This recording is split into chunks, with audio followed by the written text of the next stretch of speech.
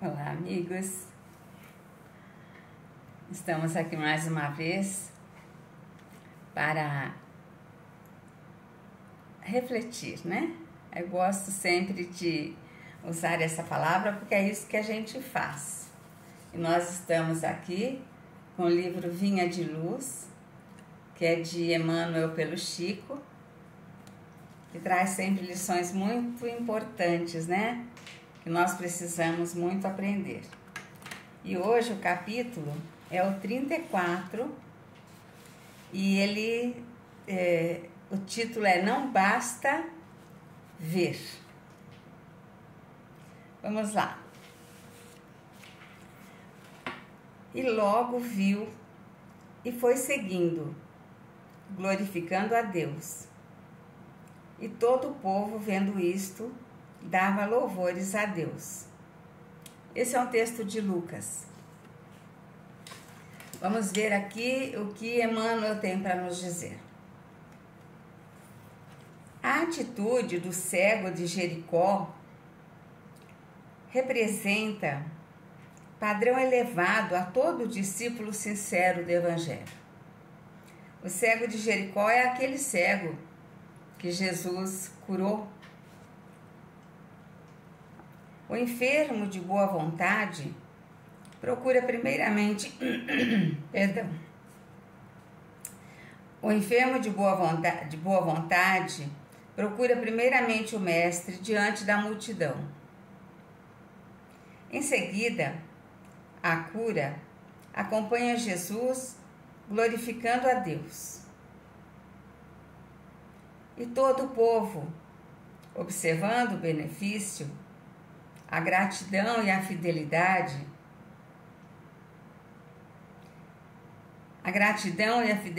reunidos, volta-se para a confiança no divino poder. A maioria dos necessitados, porém, assume posição muito diversa. Quase todos os doentes reclamam a atuação do Cristo, exigindo que a dádiva desça aos caprichos perniciosos que lhes são peculiares, sem qualquer esforço pela elevação de si mesmos à bênção do Mestre. Quer dizer, todo mundo procura o Cristo, e aqui nós estamos falando de há mais de 2000 anos, procurava o Cristo para ser curado, e depois eles ficavam gratos, mas não faziam qualquer esforço para se melhorarem, né?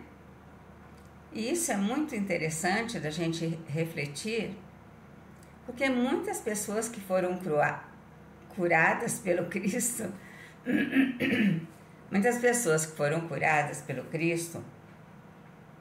voltaram a ficar doentes. Por quê? Ele curava para incentivar a pessoa a fazer a sua própria transformação. E é muito difícil isso acontecer. Ainda hoje é difícil. E aí, como as pessoas não mudavam seus hábitos, esqueciam muitas vezes do Cristo, nunca mais voltavam para aprender com Ele a importância dos atos, das atitudes, do amor fraterno, da caridade, do perdão. Eles se afastavam de tal forma que com o tempo a doença voltava, porque a doença muitas vezes é conquistada por nós mesmos, por nossa falta de cuidado, com a nossa incúria, né? Vamos continuar aqui. Raros procuram o Cristo a luz meridiana, e de quantos lhe recebem os dons, raríssimos são os que lhe seguem os passos no mundo. Daí prossegue a ausência da legítima glorificação a Deus e a cura incompleta da cegueira que os obscurecia antes do contato com a fé. Então aqui ele está falando exatamente isso que eu acabei de falar, né? Daí procede a ausência da legítima glorificação a Deus e a cura incompleta da cegueira que os obscurecia antes do primeiro contato com a fé. Antes ele tinha uma cegueira, aí ele foi curado por Jesus, mas ele deixando de lado os ensinamentos de Jesus, deixando de lado o trabalho que Jesus fazia, deixando de lado o amor daquele homem, eles voltaram a ser o que sempre foram, inclusive doentes como eram. Olha, raríssimos são os que lhe seguem os passos no mundo, ainda hoje. Sabe, é muito comum a gente atender uma pessoa no atendimento fraterno, no acolhimento fraterno, que de alguém que está necessitado, né? Eu estou aqui refletindo porque nem todos os que vão ver esse vídeo são espíritas. Acolhimento fraterno é um termo que nós usamos para atender as pessoas, acolher as pessoas que chegam na casa espírita. E isso deve acontecer em todas as casas religiosas, né? E aí a gente acolhe, a gente conversa, a gente ouve, a gente tem que aprender a ouvir. A gente ouve, a gente orienta, encaminha, a gente mostra o endereço de Deus. A gente orienta o caminho a seguir, as coisas que devem ser feitas, para a gente continuar bem, porque ali onde ele está, ele vai ser assistido e vai ficar bem. Mas depois ele sai, ele vai embora. Ele não permanece, muitas vezes ele não permanece. E aí o que acontece? Dá um tempo aí. Um ano e pouco, no máximo 2 anos, a pessoa volta. E volta em grande sofrimento. Muitas vezes ele volta pior do que da primeira vez. E isso já acontecia lá há mais de 2000 anos. As pessoas voltavam doentes.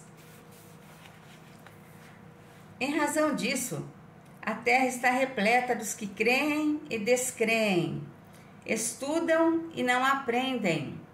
Olha só, eu acredito, mas daqui a pouco eu não acredito mais, porque não me convém. Eu acredito na hora que me convém, e eu deixo de acreditar a hora que não me convém.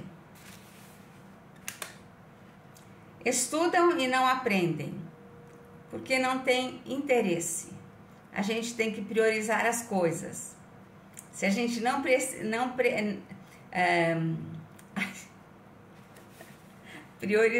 a gente não priorizar o saber, o entendimento, o conhecimento, a gente vai ler e não vai aprender nada mesmo, né?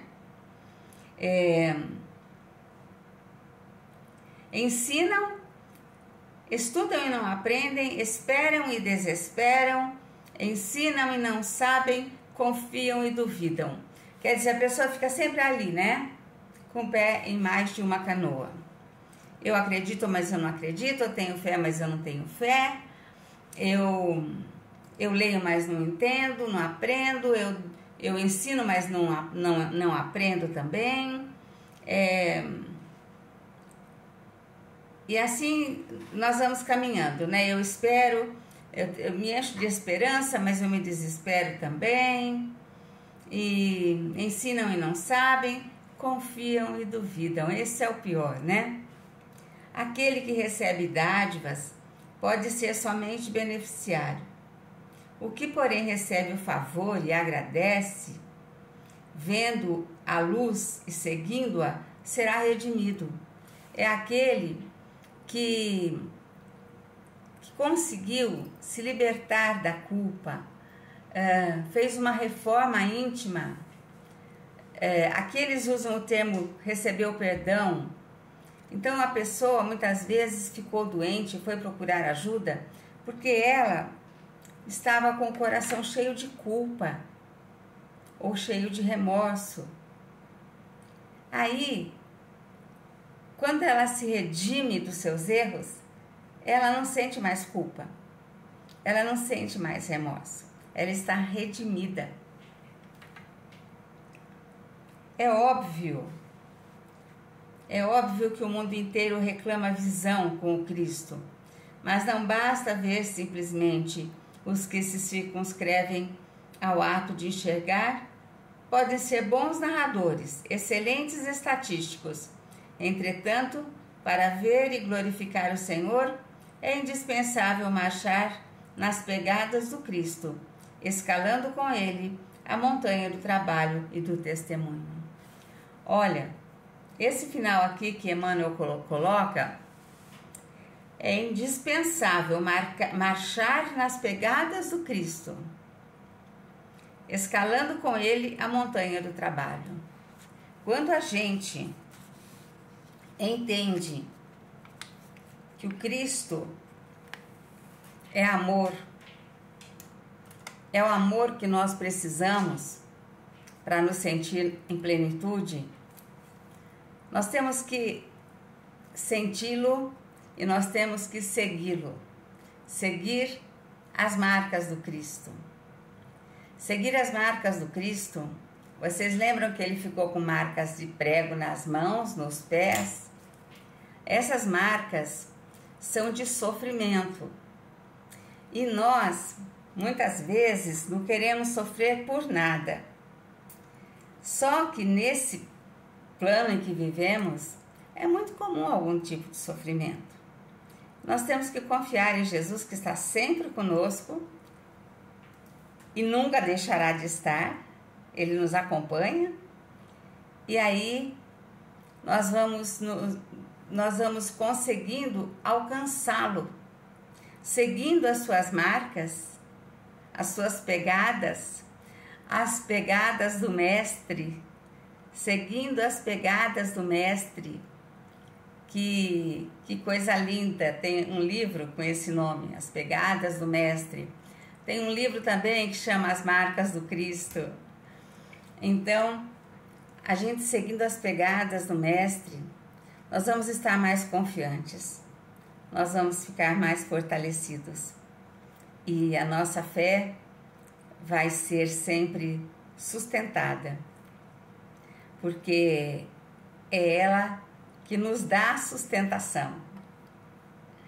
Meus queridos, fiquem com o meu beijo, com o meu abraço mais apertado e com o meu desejo sincero de muita paz.